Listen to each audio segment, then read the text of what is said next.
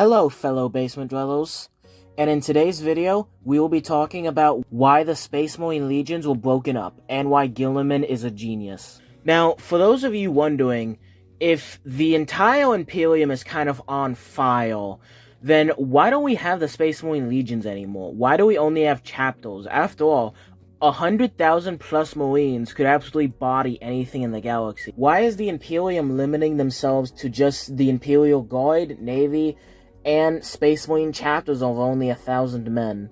And this is obviously because of the Horus Heresy. After the Heresy, Guilliman thought it would be a really bad idea for any one man to have that much power ever again. So, he decided to break up the Space Marine legions into chapters. This, although did limit the Imperium's power, was incredibly intelligent in the long run. I don't think the Imperium of Man would be here if we still had Space Marine legions, and if the Imperial Army wasn't also reformed, because Guilliman also completely reformed the Imperial Army, and I will touch on that in a few minutes.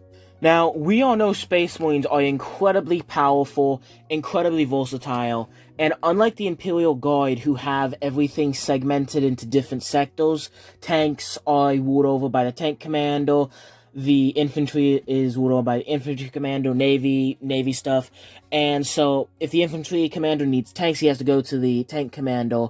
Space Marines aren't like that. A Space Marine chapter, even though it's only 1,000 men, they have everything they could possibly need. They have their very own ships, they have obviously their own infantry, their Space Marines can be used, as kind of standard infantry, and can also be used against, anti-armor infantry, so they're incredibly diverse.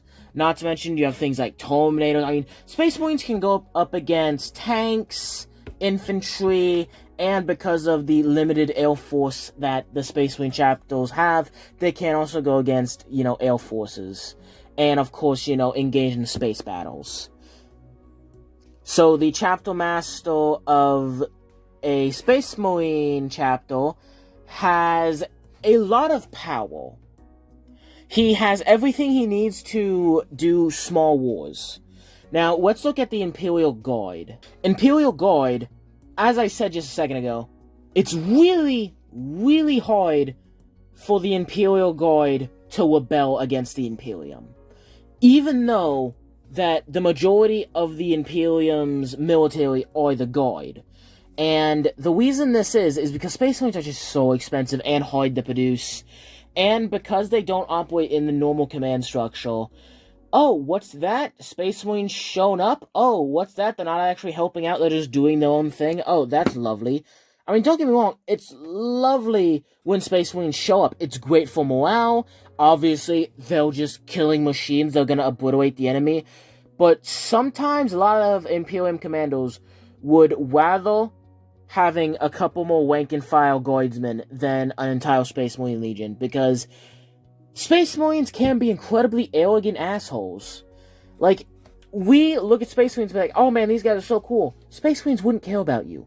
And I'm just not talking about you, I'm talking about all humans. Like, you can have a Ultramarine who is one of the nicer types of Space Marines, who would completely disregard a human general who's incredibly competent. So you can have a Imperial Guard general who's commanding tens of thousands of troops versus a Ultramarine captain who's only commanding a couple dozen Space Marines. Obviously, the general is commanding way more military power than the Space Marine, and the Space Marine will just refuse to acknowledge the general and just refuse to even engage with them, considering them just pointless idiots. And don't get me wrong, a lot of times they are, but this arrogance can throw a big wrench in plans going on. Like, even if they will just collaborate or just talk to each other. Now, don't get me wrong, a lot of times they do. Space Marines aren't always this arrogant, but sometimes they are, and it's very infuriating. Back on topic. 99.9% of Imperial battles are won by the Guard. Space Marines are incredibly rare. There's not a whole lot of them. Again, 1 million planets in the Imperium, 1 million Space Marines, probably a bit more, but give or take. Now, if the Imperial Guard are performing military actions, it's all incredibly segmented. Let's say they start the assault with light infantry, kind of, paratroopers, just to go in there and kind of cause chaos. The paratrooper light infantry guys have a completely different command structure than the heavy infantry guys. And the heavy infantry guys have different command structure to the heavy armor guys, the tanks and everything. Now, don't get me wrong, obviously there are, different guard regiments that specialize in different things, but a lot of guard regiments are incredibly specialized like this, so if one regiment, rebels, then not the entire thing rebels. Obviously, again, there are massive exceptions, like the Cadians. The Cadians kind of have everything. They're incredibly versatile, and there are some pretty standard guard units who, do kind of have everything. But for the most part, with the exceptions of the Cadians, most guard units are either incredibly large or also incredibly specialized. And the guard units who are incredibly versatile usually are very small. So you usually have, massive guard units who usually do one thing, or small guard units that do everything. And the reason this is because if you have a massive guard unit and their command structure rebels against the Imperium and they do a little civil war, they might have a massive army, but you know what they don't have? Tanks. You know what they don't have? Aircraft. You know what they don't have? Artillery. Or if they are tanks, you know what they don't have? Artillery. You know what they don't have? Infantry. And you kind of get the picture there. And of course, if they are a much smaller but more versatile unit that, does have the artillery, do have the tanks, does have everything, and their command structure rebels, well, guess what? They're fairly easy to crush because they are so much smaller. Just get the armor guys, the infantry guys, and the artillery guys to team up. Now, obviously, there are guys like the Solar Auxilia and upper-ranked generals who will command multiple guard regiments at once. But I'm not so much focusing on the Solar Auxilia, because obviously, if a rebellion's happening, it's most likely not gonna be him, because he is a High Lord of Terror. Not too many reasons for him to rebel, because he literally has everything. By rebelling, the Solar Auxilia only has things to lose. So let's look at some, generals trying to get some more glory or anything. A general is in the outskirts of the Imperium. He has infantry, he has armor, he has everything. He rebels against the Imperium. First of all, there's a massive chance that because all the guard regiments have their own individual command structure, it's just like the generals being like, hey, artillery, you need to do this. And the artillery goes, yes, sir, but they have their own command structure doing what they have to do. It's more along the lines of he's assigning them what to do, as opposed to, ordering them what to do, because you get what I mean. Moving on. Back on topic. There's a real good chance that the majority of those guard units aren't going to listen to him. So, the Civil War is going to have a civil war, which is going to leave him incredibly crippled, and is most likely going to leave him, let's say, without artillery. Let's say things go perfectly well, and he ends up, without any artillery. That is a massive blow. And keep in mind, there's a good chance that the hyper-zealous, ultra-religious Imperial Guard might just say, F this heretic, and even the guard units that do side with the are going to have their own mini-civil wars, which are going to bleed his forces even more. So on top of having possibly no artillery, or maybe he has artillery, but no tanks, or on top of that, having no infantry, and again, it's not like the infantry just disappears. That infantry, or tanks, are going to go down swinging, which is going to bleed him even more. But let's just say for the sake of this video, that this little general, everything goes right, all these different guard regiments with their own different commands decide to follow this weirdo, and he kicks off a huge rebellion. Well, he's not gonna go anywhere, because the Navy and Army are separate organizations, who are run completely differently and somewhat mistrust each other. So, even in the absolute best case scenario for a general rebelling against the Imperium, he isn't gonna be a big threat. Yeah, it might take a while to dig him out of whatever planet he's on, but eventually they'll get him. And that also goes for the Navy. If a big Navy fleet commander rebels, what the hell is he supposed to do? He doesn't have an army to take over planets. And in case you're wondering, the Imperial Navy and Imperial Guard used to be the same thing. Well, sort of. The Imperial Guard didn't even exist back then. During the Great Crusade, it was simply known as the Imperial Army. And the Navy, the tanks, the infantry, everything was rolled into one neat little bundle, which was super inconvenient when Horus rebelled and took much of the Guard with him. Now, again, obviously, if a massive Horus heresy level rebellion were to happen now, of course this whole system would collapse, and making the military this fragmented wouldn't do anything. But the thing is a Horus heresy level rebellion would literally never happen again. A Horus heresy level rebellion would literally never happen again. Because again, you have all these different Guard regiments that are all so fragmented, all these generals would have to constantly get together to discuss the rebellion. Which wouldn't go well, given the fact that every single high-ranking member of the Imperial Navy, Guard, and every single regiment is constantly being spied on by the Assassinorum. So you would need, essentially, for hundreds of admirals and generals to simultaneously have the exact same idea to rebel, and also have the exact same idea of who should be the leader. So even if, for whatever reason, hundreds of generals and admirals at the same time were to psychically communicate with each other, which would be impossible because they don't allow psychos to be in charge of the military, but regardless, were to psychically communicate with each other to, at the same time, rebel, which, again, even if they did allow psychos, loyalist astropaths and loyalist psychos would probably pick up on that and would warn the Imperium, but suspend your disbelief. And all these guys were to simultaneously decide to rebel. They'd also have to pick a leader, or else the rebellion would collapse in on itself. And again, this wouldn't happen because all generals are constantly watched by the Assassinorum.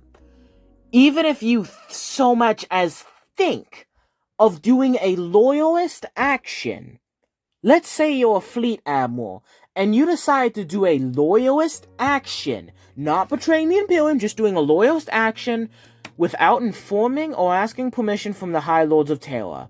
Within a few days, you're gonna have an assassin coming to kill you.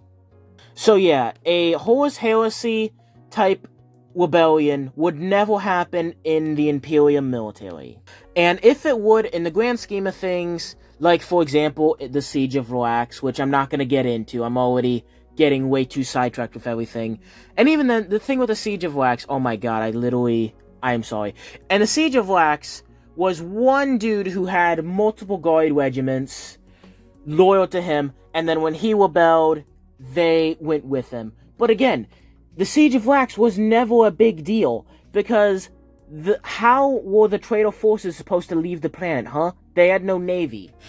So that's a little reason why separating the Navy and Army was such a good idea. Because even if you do have the tanks, you have the armor, you have the infantry, you have the artillery, you're not going to have a wide. And on top of all of these safety measures, the Imperial Guard is really cheap. If an Imperial Guard regiment sees all of the countless ways it is pointless to even consider rebellion, you're going to get assassinated, it's going to fail. Even if you're able to get it, you're gonna have so many weaknesses because you're not gonna have armor, you're not gonna have all these things you need. Even if all of these things were to happen, and you do end up rebelling, whenever you inevitably get wiped out, your regiment is so replaceable. It's so cheap and easy to replace entire Guard regiments due to the Mechanicus' ungodly amount of OSHA violations that do lead to ungodly war production. But you know what isn't super easy to replace? Space Marines. And they're also incredibly hard to fight against. Space Marines are a lot more expensive and a lot harder to replace and a lot better in combat than guardsmen. You can't simply replace a chapter like how you can replace a guard regiment. Now, what's my point here? If an Imperial Guard regiment rebels, that's a huge pain. Because not only did you lose that as a resource, you also lost all of the Loyalist forces you needed to destroy that as a resource. Let's say if Space Marine Legions were still around. And let's say this is before the Primarchs came back, and back when Cadia was still standing. Let's say a Space Marine Legion were to rebel. Good God, you did not just lose the full might of 100,000 Angels of Death, probably more, and one of the greatest ships in the Imperium, because Space Marine Legion flagships would absolutely dog anything else the Imperium Navy has to offer, even the Mechanicum in one-on-one naval combat. You're gonna need a couple of the Navy's best and biggest ships to deal Space Marine Legion flagships. So not only did you just lose this ungodly military force as an asset, you also have to destroy it, which is going to be really hard. And the only real thing that can easily destroy that, unless you were to send the entire Imperial Guard, well, not the entire Imperial Guard, but almost the entire Imperial, Acadia's worth of Imperial Guardsmen, is a little legion, which meaning you're essentially losing 2 legions because one rebelled. And I know what you're thinking, well, if they kept the Space Marine legions, then the Imperium would be a lot stronger, and it's very unlikely the legions would rebel. Well, even though it is unlikely, it's still definitely not worth the risk. I mean, do I have to point to some notable examples of Space Marines rebelling? And no, I'm not going to point to the Horus Heresy, but, I mean, again, Horus Heresy. Not to mention, there was that whole scuffle where 11 Space Marine chapters rebelled against the Imperium. Now, 11,000 is only a little bit more than a Greater Company. A Greater Company being 10,000 dudes, and a Legion being made up of about a minimum of 10 Greater Companies. And just these 11 chapters rebelling was incredibly unlikely, because all 11 of these chapter masters had to agree in the War of the False Primarch. Well, they were most likely being led by, obviously some sort of False Primarch, of course, but for these individual chapters to rebel, because they know, at the end of the day, no matter how powerful we are, we're only 1,000 dudes versus an entire empire. Like, look at the dark days between the Inquisition and Space Wolves.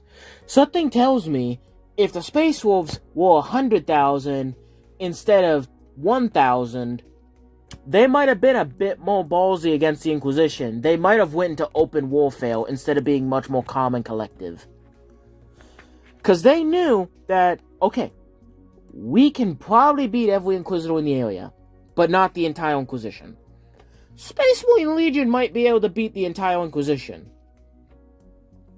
Let alone if a full-blown rebellion like that were to happen, other Space Marine Legions might join. So keeping them in smaller numbers makes it so even if they want to rebel, similar to the Guard. Because unlike the Guard, Space Marines have a wide. If Space Marine Legions were still around and they decide to rebel, they don't have to worry about, oh man, I don't have artillery. Oh man, I don't have a wide. You have everything at your disposal. And yes, I know that Guilliman could have done the same thing where he could have divided up the Space Marines' power. But because of how few Space Marines there are, that would make the Space Marines from a great fighting force being the Legions to an okay fighting force being the chapters to an absolute useless fighting force that isn't even worth the resources that you put in to make them. It would just make them way too divided. It's kind of like the Guard example, where instead of having Space Marine Legions who are super dedicated to one thing, like how you have some Guard regiments who are super big, but are only dedicated to one thing, you then have small Guard regiments that do kind of everything, but because they are smaller, they're easier to wipe out if they...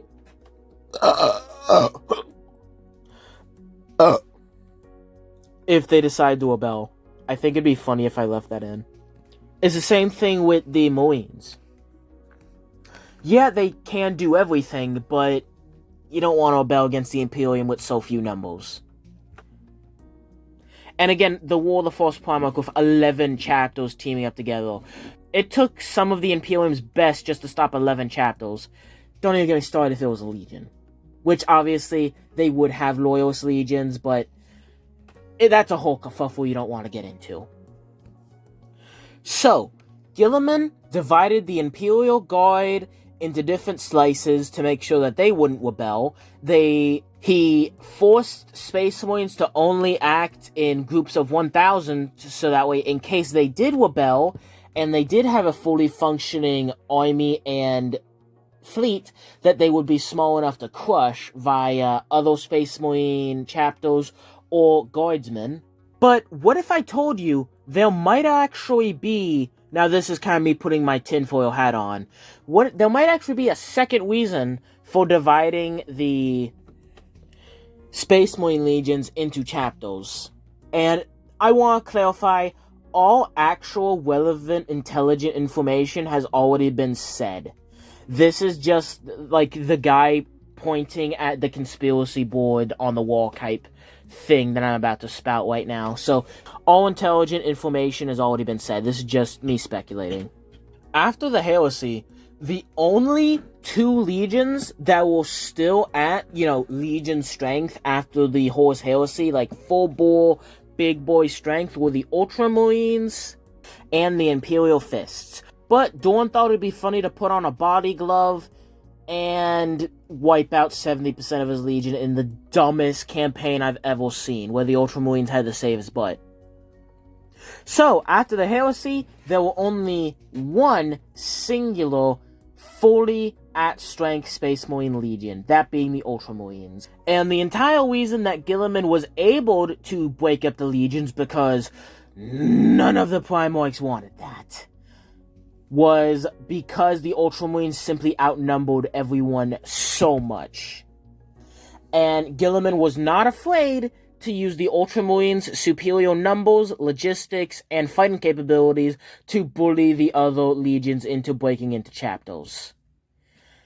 Now, a reason he might have done that, on top of the whole, wanting to make sure if legions did rebel, that it wouldn't, end the entire Imperium, not only because you just lost a huge military asset, but you have to devote assets to destroying it, was to make sure that his line of Space Marines would become the most prominent.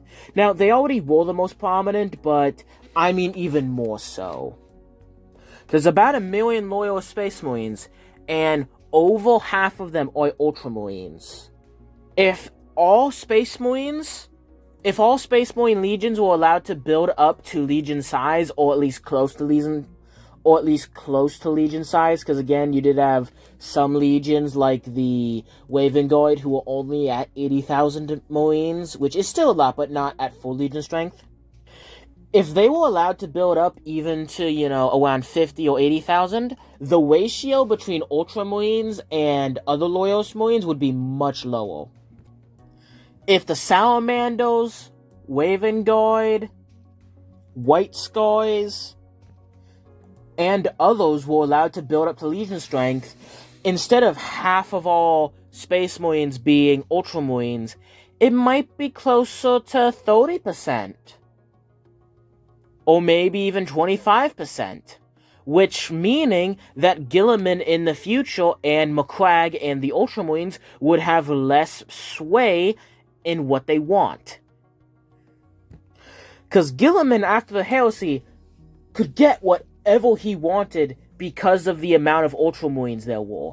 He might not have wanted for, in the future, let's say, for the other Primarchs to kind of push back and be like, hey, you can't do that, and he can't just rely on the fact that, hey, I have 1 million dudes and you don't, so we're gonna do what I want, because they would be more similar numbers. Now again, you're never gonna beat the Ultramarines in terms of numbers, but even if it was much closer, I think that the Ultramarines obviously wouldn't have the same kind of power if they were still, somewhat kind of matched in terms of, military legion might.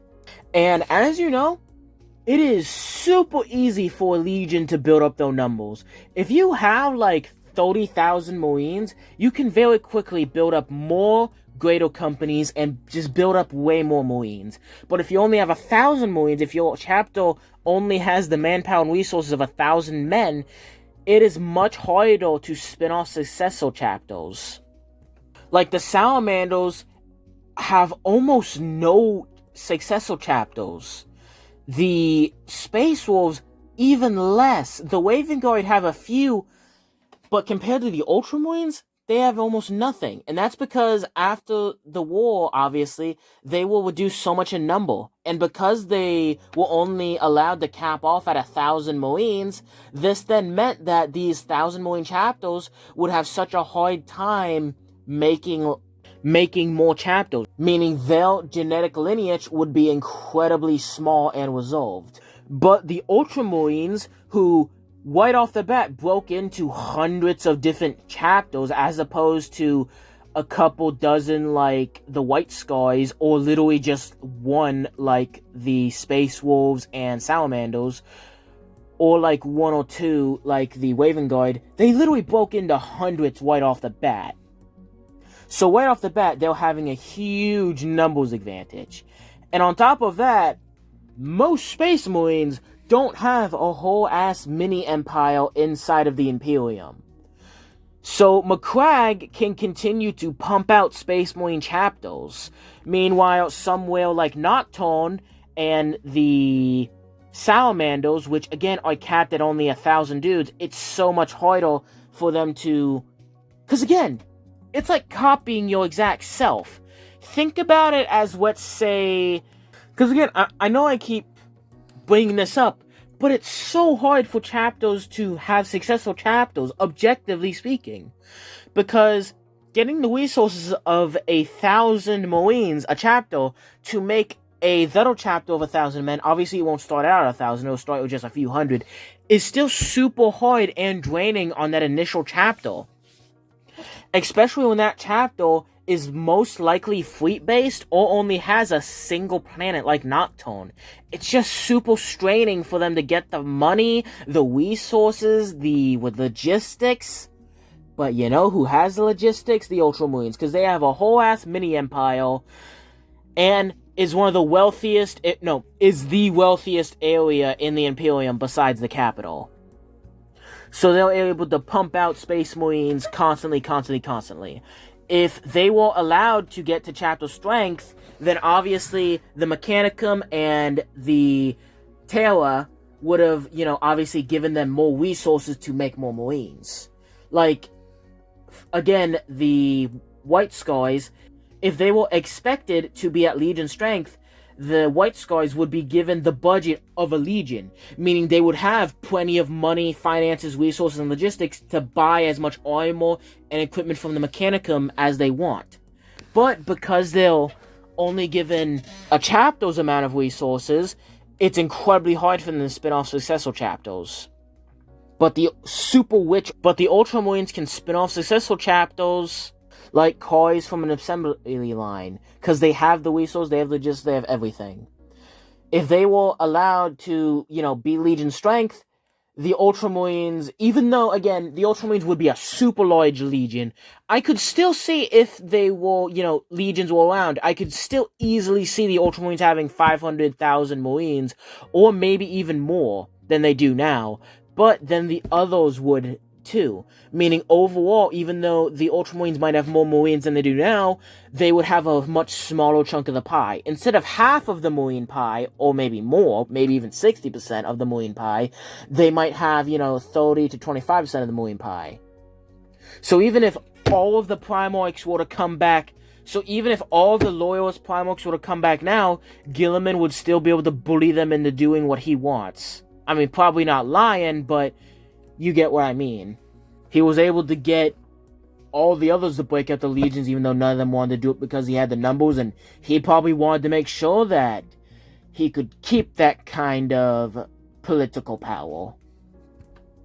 Now, this idea is just a theory. I was actually going to make this its own theory video, but me personally, when I watch a 40k lore video, I prefer longer videos, and so I would rather include this than make you guys sit through a different video. And so, what do you think about splitting the Imperial Guard into less effective overall, because again, they constantly have to communicate with each other? Having one man be in charge of the entire command structure would be better for that particular battle, but later on, in a generation or two, or maybe even him, when he rebels, it's going to be a huge pain. So what do you think about breaking up the command structure to where it's way less efficient and less effective, but way less likely to rebel and more reliable in the long term? What do you think about splitting up the Space Marine Legions from, oh crap, I don't want the Horus Hail Seed happen again?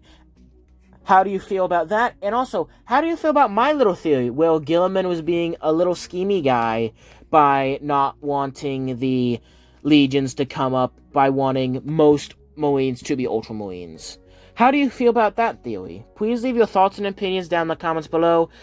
Did I prove a good point that Guilliman splitting up the Legions and splitting up the Guard was a good idea? Did I have a good point on why he might have had an alternative reason for splitting up the Legions to give himself more political power? Or was I just the schizophrenic ramblings of a madman? Leave your thoughts and opinions in the comments below, and I will catch you in the next one. Peace out.